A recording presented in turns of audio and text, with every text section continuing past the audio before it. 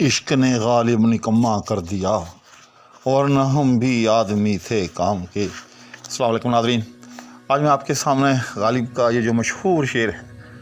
یہ کس غزل میں ہے اور کہاں ہے،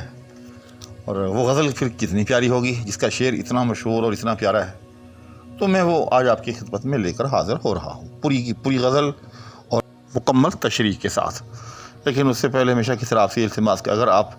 سمجھتے ہیں کہ یہ چینل آپ کے لیے کسی نہ کسی حوالے سے فائدہ مند ہے تو پھر اس کو سبسکرائب ضرور فرما دیں، شکریہ۔ تو آئیں بلا تاخیر اب شروع کرتے ہیں۔ غزل کا مسئلہ ہے: غیر لے محفل میں بوسے جام کے، ہم رہیں یوں تشنہ لب پیغام کے۔ تو اس میں غالب نے جو ہے محبوب کی محفل میں اپنے نظر انداز کیے جانے کا بڑی خوبصورتی کے ساتھ ذکر کیا ہے کہ یار کی محفل چل رہی ہے، غیر آ رہے ہیں، غیروں کو جو ہے، اغیار کو جو ہے وہ جام پہ جام دیے جا رہے ہیں۔ چونکہ وہ جام جو ہے وہ محبوب کے ہاتھوں کا لمس لیے ہوئے ہے، اس لیے اغیار جو ہیں اس کو پہلے چوم رہے ہیں، اس کے بوسے لے رہے ہیں، پھر اس جام کو جو ہے وہ چڑھا رہے ہیں۔ اور غالب کہتا ہے ایک ہم ہیں کہ ہم دور سے بیٹھے ترس رہے ہیں پیغام کے لیے، تشنہ لب ہیں یعنی پیاسے ہیں پیغام کے، کہ ہمیں بھی جو ہے وہ ہمارا یار جو ہے وہ بلائے اور ہمیں بھی جو ہے وہ جام کے لیے کہے۔ اس کے بعد اگلا شعر ہے: خستگی کا تم سے کیا شکوا کہ یہ ہتھ کنڈے ہیں چرخ نیلی فام کے۔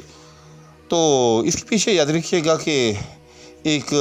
شعراء کا ایک مشہور مضمون ہے، یا یوں سمجھ لیں کہ ایک فلسفہ ہے۔ وہ فلسفہ یہ ہے کہ آسمان جو ہے وہ ہمارے تمام دکھوں کا اور دردوں کا اصل میں جو ہے وہ باعث ہے۔ اور اس کے پیچھے بھی ایک فلسفہ ہے، اس کے پیچھے فلسفہ یہ ہے کہ جیسے ہم کہتے ہیں کہ فلاں آدمی کا ستارہ گردش میں ہے، تو اس کے پیچھے فلسفہ یہ ہے کہ ستارے جو ہیں وہ آسمان کے اندر جڑے ہوئے ہیں،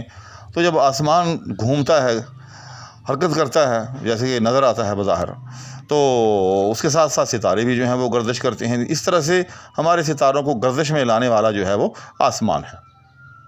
تو اب ذرا شعر پر غور کریں۔ اور کہتا ہے کہ اپنے محبوب کو مخاطب کر کے کہ خستگی کا تم سے کیا شکوا، کیا محبوب اس خستگی کا، ان برے حالات کا تم سے کیا شکوا، کہ یہ سب جو ہمارے برے حالات ہیں ہتھ کنڈے ہیں چرخ نیلی فام کے۔ چرخ کہتے ہیں، یاد رکھیے گا، کسی بھی گھومنے والی چیز کو، جیسے آپ نے سنا ہوگا وہ چرخہ، یہ جو ہماری بیویاں گھروں میں کاتا کرتی تھیں، یا یہ پل چرخی وغیرہ بھی کہتے ہیں کہ جس کے ذریعے وہ پانی جو ہے وہ نکلتا ہے، یعنی کوئی بھی گھومنے والی چیز۔ تو اسی لیے کہا کہ چرخ نیلی فام، نیلی فام کا مطلب یہ ہے نیلے رنگ کا۔ تو غالب کہتا ہے کہ ہتھ کنڈے ہیں چرخ نیلی فام کے، یعنی یہ جو آسمان نیلے رنگ کا ہے یہ سب اس کے ہتھ کنڈے ہیں، یہ سب اس کا کیا دھرا ہے کہ جب یہ گھومتا ہے تو اس کے اوپر جو ہمارے ستارے ہیں وہ گردش میں آ جاتے ہیں، اس طرح سے ہم جو ہے وہ مصائب کا شکار ہو جاتے ہیں۔ اس کے بعد اگلا شعر ہے: خط لکھیں گے گرچہ مطلب کچھ نہ ہو، ہم تو عاشق ہیں تمہارے نام کے۔ تو اس میں بھی غالب نے اس شاخ کی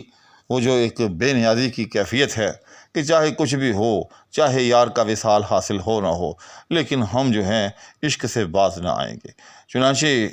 عشق کا جو نصاب ہوتا ہے اس میں ایک جزو اس کا خط لکھنا بھی ہوتا ہے کہ جب محبوب کی یاد آتی ہے تو اس کو خط لکھ دیا جاتا ہے۔ آج کل تو حالات بدل گئے ہیں، میں نے زندگی کے دونوں دور دیکھے ہیں، میں نے اپنی ابتدائی زندگی کا وہ حصہ بھی دیکھا ہے کہ جب یہ الیکٹرانکس، یہ موبائل اور یہ ٹیلی فون وغیرہ، اس کا جو ہے کوئی نام و نشان نہیں ہوتا تھا، تو وہ زمانہ جو ہے وہ خطوط کا ہی زمانہ ہوتا تھا۔ لیکن اب تو حالات جو ہے وہ بالکل بدل گئے ہیں، اب تو انٹرنیٹ ہے، پتہ نہیں کیا کچھ ہے، لیکن باہر کے انسانی جذبات یاد رکھیے گا وہیں کے وہیں ہیں، چیزیں بدل گئی ہیں، جذبات جو ہے وہ نہیں بدلے۔ اب بھی اسی طرح سے پیغام رسانی کے لیے جو ہے کسی بھی عاشق کا یقیناً دل چاہتا ہے، اگرچہ اب اس کے ذرائع جو ہے وہ بدل گئے ہیں۔ تو بہرحال غالب کہتا ہے کہ خط لکھیں گے گرچہ مطلب کچھ نہ ہو، کہ چاہے اس سے کوئی مطلب حاصل ہو یا نہ ہو، ایک مفہوم یہ بھی ہو سکتا ہے۔ دوسرا مفہوم یہ بھی ہو سکتا ہے کہ یار کے نزدیک چاہے اس کا کوئی مطلب ہو نہ ہو، اور ایک مفہوم یہ بھی ہو سکتا ہے کہ ہم حال سے جنون کے اندر ہیں، بس قلم ہاتھ میں ہے، کچھ نہ کچھ لکھ ڈالیں گے، اگرچہ وہ جو لکھا ہوا ہوگا ہمارا کچھ مفید مفہوم کوئی ہوگا بھی کہ نہیں ہوگا، کوئی مطلب کی بات اس میں ہم رقم کر پائیں گے بھی یا نہیں، تو ہم باہر کیف جو ہے خط ضرور لکھیں گے، ہم تو عاشق ہیں تمہارے نام کے۔ کیونکہ جب بھی کسی کو خط لکھا جاتا ہے تو سرنامے پہ سب سے پہلے آپ نے جس کو خط لکھنا ہوتا ہے اس کو مخاطب کرتے ہیں، اس کا نام لکھتے ہیں، جیسے بنام فلاں بنام فلاں۔ غالب کہتا ہے کہ جب ہم نے بنام کر کے تمہارا ایک مرتبہ نام لکھنا ہے، تو ہم تو بس تمہارے نام کے عاشق ہیں، تو بس تمہارے نام کے ارد گرد ہی ہماری جو ہے تمام لذت اور تمام جو حظ و سرور ہے خط لکھتے ہوئے وہ گھومے گا، تو اس لیے ہم ہر صورت میں خط لکھیں گے۔ اس کے بعد اگلا شعر ہے، رات پی زمزم پہ میں اور صبح دم دھبے دھوئے جامع احرام کے، کہ ہم خانہ کعبہ میں گئے اور ہوا یہ کہ وہاں جا کے بھی جو ہے ہمارے اندر سے جو ہماری وہ ایک جو گناہ کہہ لیں آپ یا اس کو رنزی کہہ لیں، جو بھی کہہ لیں، وہ جو ایک سرشت تھی، یعنی مائل با گناہ ہونے کی وہ جو ایک سرشت تھی، وہ جو ایک طبیعت تھی، وہ جو ایک رنزی تھی، وہ وہاں بھی نہ نکلی۔ اور ہم نے کیا کیا، رات پی زمزم پہ میں، تو بجائے زمزم پینے کے، چونکہ آپ کو معلوم ہی ہوگا کہ خانہ کعبہ کے اندر وہ زمزم جو ہے اس کا ایک کنواں ہے، وہاں سے جو حجاج ہیں وہ زمزم پیتے ہیں۔ غالب کہتا ہے کہ ہم نے کیا کیا، ہم زمزم پر بیٹھ کر بھی، اس کنویں کے کنارے بیٹھ کر بھی، بجائے اس کے کہ ہم زمزم پیتے، ہم نے وہاں بھی جو ہے رات بھر شراب پی۔ اور پھر کیا ہوا، صبح دم دھبے دھوئے جامع احرام کے۔ تو چونکہ ظاہر ہے خانہ کعبہ میں جو بھی جاتے ہیں عمرہ یا حج کرنے کے لیے لوگ جاتے ہیں تو حالت احرام میں ہوتے ہیں، تو جب وہ شراب پی تو اس کے داغ دھبے جو ہے وہ احرام پر لگ گئے۔ تو یہ چونکہ منافی تھا حج کے عمل کے یا وہاں کے تقدس کے، تو پھر کیا کیا، وہاں جناب والی ہم جو ہے وہ اس احرام پر جو لگے دھبے تھے وہ دھونے لگ گئے۔ تو اس شعر کے پیچھے یاد رکھیے گا کہ دو چیزیں ہیں، ایک تو یہ ہے کہ یہ ایک شعراء کی یوں سمجھ لیں کہ مضمون ترازی ہے، دوسرا اس میں یہ بھی ہو سکتا ہے کہ انسانوں کی جو جبلت ہے، جو سرشت ہے، اس کو بدلنا بہت مشکل ہے۔ یعنی ایک آدمی بھلے حالت احرام میں ہو، بھلے وہ حج یا عمرہ کرنے جائے، لیکن پھر بھی جو ہے اس کے اندر کا جو شیطان ہے، اس کے اندر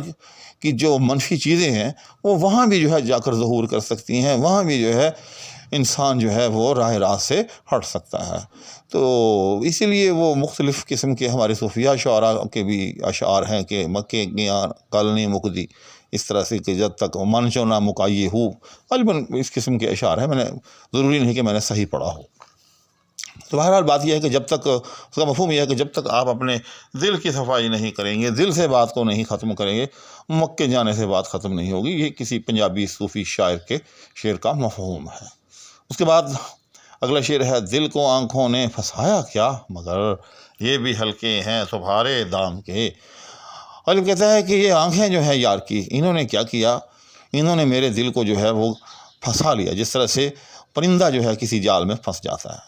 ٹھیک۔ اس کے بعد غالب پھر کہتا ہے کہ یہ بھی ہلکے ہیں تمہارے دام کے۔ تو لگتا یہ ہے کہ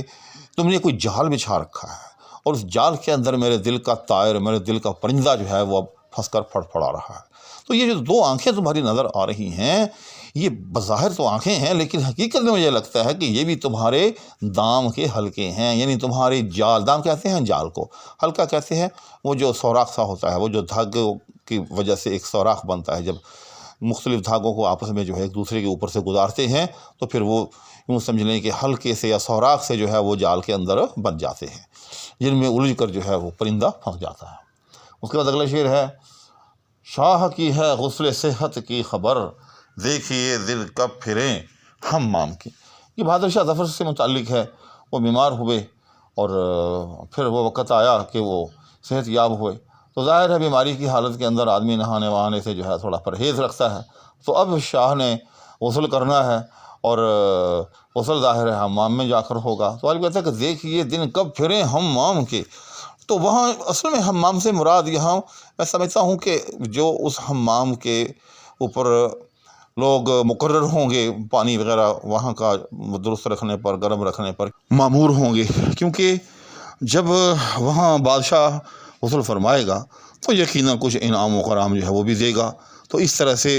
ان لوگوں کے وہ جو کہ حمام پر مقرر ہوں گے ان کے دن پھر جائیں گے۔ اس کے بعد پھر آ گیا وہ آخری شعر اس غزل کا، وہ مقطع